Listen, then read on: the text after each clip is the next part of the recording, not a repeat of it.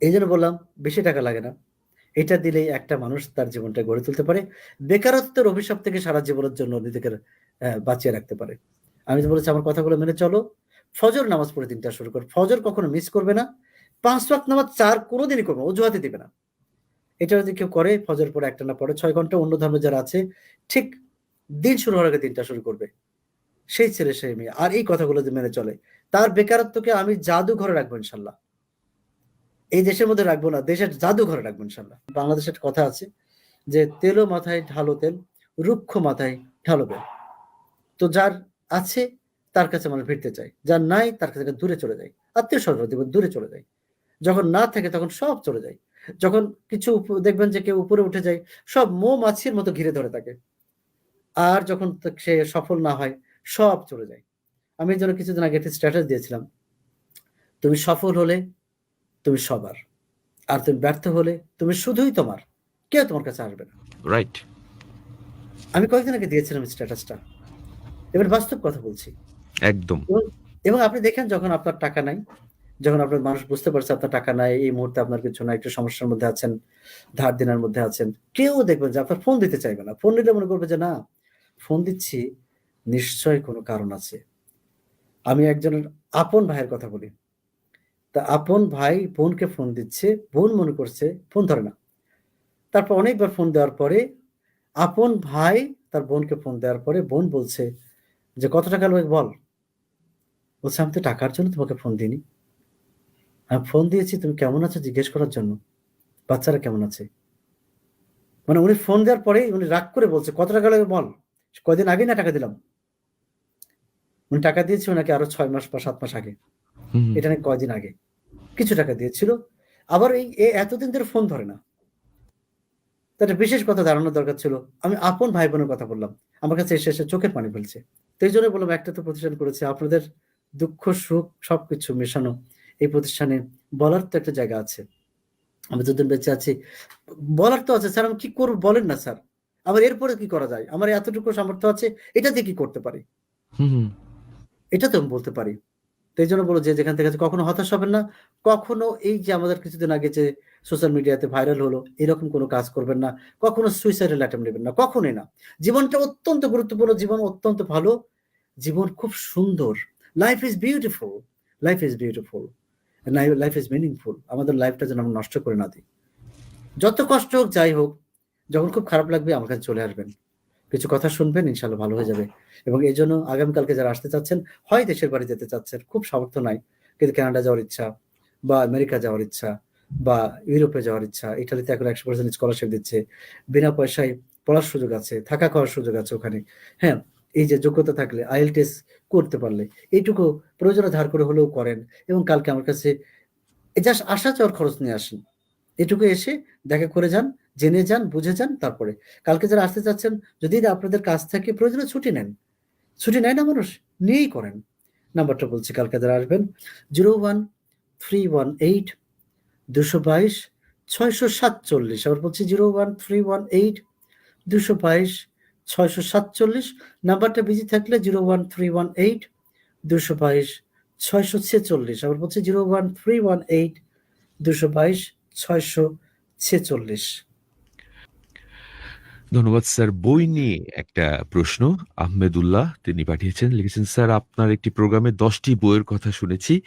এই ১০ টি বই পড়লেই কি আমি ইংরেজিতে ভালো করতে পারবো?" ইংলিশে শুধু ভালো না, অনেক ভালো করা সম্ভব। এবং এই ১০ টি বই যদি কেউ A to Z পড়তে পারে, আমি বলব যে ১০ টা বই তার জীবনকে অনেকখানি পরিবর্তন করতে পারবে ইনশাআল্লাহ। এবং ১০ টা বই যে আত্মস্থ করতে পারবে, শুধু বইয়ের কথা বলছি। এর সাথে যদি শুধু লেভেল 1 টাও করতে পারত। লেভেল যাদের 2 এর সামর্থ্য নাই, লেভেল 1-2 প্লাস ১০ টা বই পড়লে বেশি ভালো হতো। হ্যাঁ, তাহলে বলব যে বাংলাদেশের মানে সে শিক্ষক হতে পারবে। ইংরেজি শিক্ষক ইনশাআল্লাহ হতে পারবে। লেভেল 1-2 প্লাস ১০ টা বই। সেটাও নাই, সামর্থ্য নাই। এই মুহূর্তে টাকা নাই। কি করবে? তুমি ১০ টা বই পড়ে কিছু ইনকাম করো। বই পড়ে এইটার শিক্ষা নিয়ে তুমি কিছু পড়াতে শুরু করো। এই ১০ টা বই প্রয়োজনে পড়াও। তারপরে তুমি কিছু টাকা ইনকাম করে তুমি লেভেল 1, লেভেল 2 করো। কারণ ইংলিশে ভালো হলে হবে না, তুখোড় হতে হবে। ১০ টা বই তোমাকে ভালো করবে। আর কোর্স করলে তোমাকে তুখোড় করবে ইনশাআল্লাহ। একটা বাবা বা মা একটা পরিবারের একটা সন্তানের জন্য যদি সে জাস্ট 50,000 টাকা খরচ করে, তাহলে সে বাংলাদেশের সর্বোচ্চ চাকরি পেতে পারে, তাও ঘুষ ছাড়া।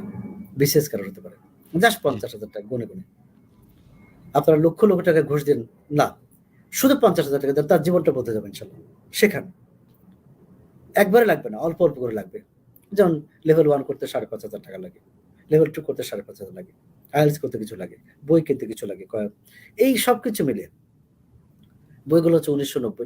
তো এই সবকিছু মিলে তারপর বিসিএস কোচিং করবে, জব কোচিং, এই সবকিছু মিলে আমি হিসাব করে দেখেছি 50,000 এর বেশি লাগবে না। তো আপনারা কেন মনে করছেন 10 লক্ষ 20 লক্ষ ছাড়া চাকরি হয় না? ৳1 ঘুষ লাগবে না। ছেলেকে যোগ্য করেন, মেয়েকে যোগ্য করে তুলুন। সেই যোগ্যতাও নাই। এই 50,000 টাকার মধ্যে আরেকটা কাজ হয়। ইংলিশ শিখবে এবং সে ফ্রিল্যান্সিং করবে এবং তারপরে সে ছোট একটা ল্যাপটপ কিনবে। এর মধ্যেই হয়। তার জীবনটা গড়ে যাবে ইনশাআল্লাহ। এইজন্য বললাম বেশি টাকা লাগে না। এটা দিলেই একটা মানুষ তার জীবনটা গড়ে তুলতে পারে। বেকারত্বের অভিশাপ থেকে সারা জীবনের জন্য নিজেকে বাঁচিয়ে রাখতে পারে। আমি তো বলেছি আমার কথাগুলো মেনে চলো। ফজর নামাজ পড়ে দিনটা শুরু করো। ফজর কখনো মিস করবে না। ৫ ওয়াক্ত নামাজ ৪ কোনদিনই করবে না। অজুহাতই দিবে না। এটা যদি কেউ করে ফজর পরে একটানা পড়ে ৬ ঘন্টা, অন্য ধর্মে যারা আছে ঠিক দিন শুরু হওয়ার আগে দিনটা শুরু করবে। সেই ছেলে সেই মেয়ে। আর এই কথাগুলো যদি মেনে চলে, তার বেকারত্বকে আমি জাদুঘরে রাখবো ইনশাআল্লাহ। এই দেশের মধ্যে রাখবো না, দেশের জাদুঘরে রাখবো ইনশাআল্লাহ। আমাকে একজন বলছে যে, "আচ্ছা, দেশটাকে কখনো সিঙ্গাপুরের মতো হবে?" সিঙ্গাপুরের কি আছে? সিঙ্গাপুরে না আছে ল্যান্ড, না আছে লোকজন। আমাদের আছে ল্যান্ডও আছে, লোকজনও আছে। আমাদের রিসোর্সেসও আছে। আর সিঙ্গাপুরে আর কিছু করার কিছু নাই। উপরে করতে হলে আকাশের উপরে করতে হবে। আর কিছু নাই। জায়গা নাই। আমাদের জায়গা আছে, এর মধ্যে করার সুযোগ আছে। শুধু সিঙ্গাপুর না, ইউরোপের একটা উন্নত দেশের মধ্যে সম্ভব যদি এখান থেকে রেমিটেন্স পাঠাই। হাসব্যান্ড বা ওয়াইফের যেকোনো একজনের ইন্টারমিডিয়েট পাস, এই যোগ্যতা, অথবা আলিম পাস, অথবা ডিগ্রি পাস, অথবা মাস্টার্স পাস, অনার্স পাস, কোনো একটা পাস, হাসব্যান্ড বা ওয়াইফের। আর এর সাথে একজনের IELTS 6.5 ঘরে বসেও করা যাচ্ছে। একজনের টিউশন ফি, একজনের খরচ দিয়ে ২ জন যেতে পারছে, তার ২ জন ওয়ার্ক পয়েন্ট পাচ্ছে। ২য় মাস থেকে টাকাও পাঠানো যাবে ইনশাআল্লাহ। এছাড়া যাদের বিবাহিতরা তারা এখন যেতে পারছে কানাডাতে। ভিসা হচ্ছে অনেক 6.5 পেলে, আ আমেরিকাতে ভিসা হচ্ছে 6 পেলে, এমনকি অবাক হবেন 6 পেলে ভিসা হচ্ছে। ইউকেতে ভিসা হচ্ছে ১১ বছর পরে প্রায় বলতে পারেন 5.5 থেকে 6 এ ভিসা হচ্ছে। এবং আরেকটা কথা না বললেই না, সুইডেন, ডেনমার্কে একসাথে যাওয়া যাচ্ছে। ইটালিতে ১০০% স্কলারশিপ। এতগুলো সুযোগ। বসে আছে এখনো, ঘুমাচ্ছ এখনো। ফজরের পরে ঘুমাবে না। রাতে ঘুমায় পড়বে, ফজরের পরে ঘুমাবে না। আর IELTS করো, টাকা না থাকলে ধার করে করো, তাও সামনের দিকে এগিয়ে যাও। ৯ তারিখে IELTS এর ব্যাচ, নতুন ব্যাচ। ১০ তারিখে লেভেল 1, লেভেল 2 এর ব্যাচ। বলেছিলাম শেষে আমার ব্যক্তিগত নাম্বার দিব। আমাকে দিয়ে দিব ব্যক্তিগত নাম্বার? জি স্যার, আপনি দিতে পারেন। ব্যক্তিগত ১ম নাম্বার দিচ্ছি। কারণ অনেকে আছে এরপরেও কিছু কথা ক্লিয়ার করতে চায়। আর ভর্তির জন্য অনেকে আ অন্য নাম্বার দিলেও বলে যে, "স্যার আপনার সাথে একটু কথা বলে তারপর ভর্তি হতে চাই।" ওইজন্য ব্যক্তিগত নাম্বার দিচ্ছি। ৯ তারিখের IELTS ব্যাচ, ১০ তারিখের লেভেল 1, লেভেল 2, এই ২ টার জন্য বলছি। এছাড়া ফ্রিল্যান্সিং এর নতুন ব্যাচের জন্য। এছাড়া কিভাবে গাইডলাইনের জন্য আমার ব্যক্তিগত নাম্বার। আর ১০ টা যে বই করলাম, ১০ টা বই। আসলে যাদের টাকা নাই বই তো কিনতে পারে। এই ১০ টা বই নিয়ে তাদের জন্য সবকিছু মিলে আমার যে ব্যক্তিগত নাম্বার ১ম যেটা দিচ্ছি 01612 ৮০ ৮১ ৯৩। আবার বলছি ব্যক্তিগত নাম্বারটা 01612 ৮০ ৮১ ৯৩। আমি জানি সবাই আমার নাম্বারে কল করার সুযোগ পাবে না। সবাই হয়তো নাম্বারে আ মানে ইন করতে পারবে না। তারপরেও বলছি আরেকটা নাম্বার, চেষ্টা করুন আপনার নাম্বারটা যেন ঢুকে যায়, কথাও যেন হয়। ব্যক্তিগত আরেকটা নাম্বার দিচ্ছি। তার আগে বলব আমার একটা YouTube চ্যানেল আছে। YouTube চ্যানেলটার নাম হচ্ছে এটিএম স্যার।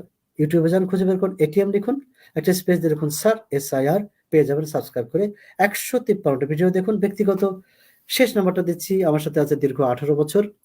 01712 ৮০ ৮১ ৯৩। আবার বলছি ব্যক্তিগত নাম্বারটা 01712 ৮০ ৮১ ৯৩। জুয়েল ভাই, আপনাকে ধন্যবাদ জানাচ্ছি। আপনার মাধ্যমে ঢাকা এফএম কে ধন্যবাদ জানাচ্ছি। আমার জন্য দোয়া চাই এবং ফজর নামাজটা পড়ে যেন দিনটা শুরু করি এবং ৫ ওয়াক্ত নামাজ যেন ৪ না হয়।